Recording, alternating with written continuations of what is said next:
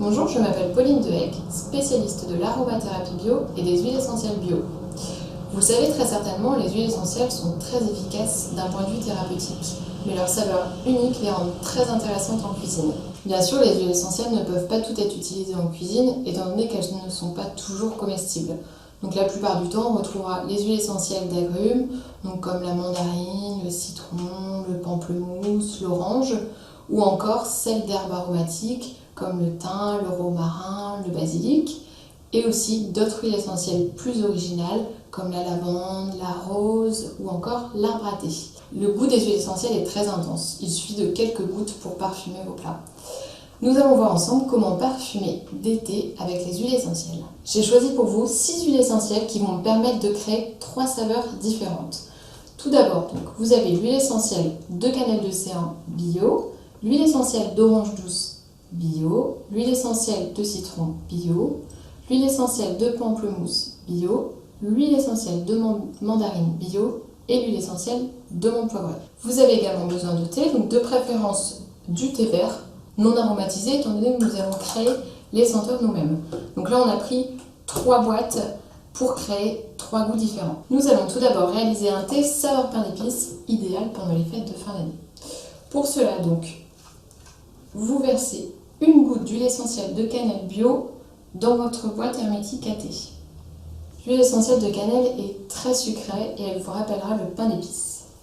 Ajoutez à cela une goutte d'huile essentielle bio d'orange douce, très fruitée.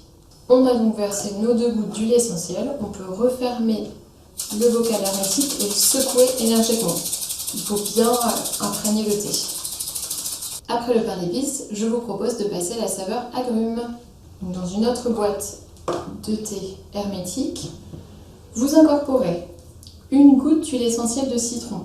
C'est une huile essentielle qui est fruitée et très fraîche. Ajoutez à cela une goutte d'huile essentielle de pamplemousse, qui est une essentielle également très fruitée. Et enfin, on termine par une goutte de mandarine pour le petit goût sucré. Comme tout à l'heure, on referme le bocal hermétique et on secoue énergiquement. Nous allons terminer par un thé effet fraîcheur. Dans un bocal hermétique, nous allons ajouter une goutte d'huile essentielle de menthe poivrée qui est très rafraîchissante. Donc là, attention, une goutte seulement. Et j'ajoute ensuite une goutte d'huile essentielle de citron bio pour un petit effet fruité. On referme le bocal hermétique et on secoue comme les autres. Ces thés sont à laisser reposer pendant une semaine en essayant de les agiter tous les jours pour que le thé s'imprègne bien des huiles essentielles. Nous avons choisi de réaliser ces thés dans des petites boîtes hermétiques. Bien sûr, il faut respecter correctement les dosages puisque les huiles essentielles ont des goûts assez intenses.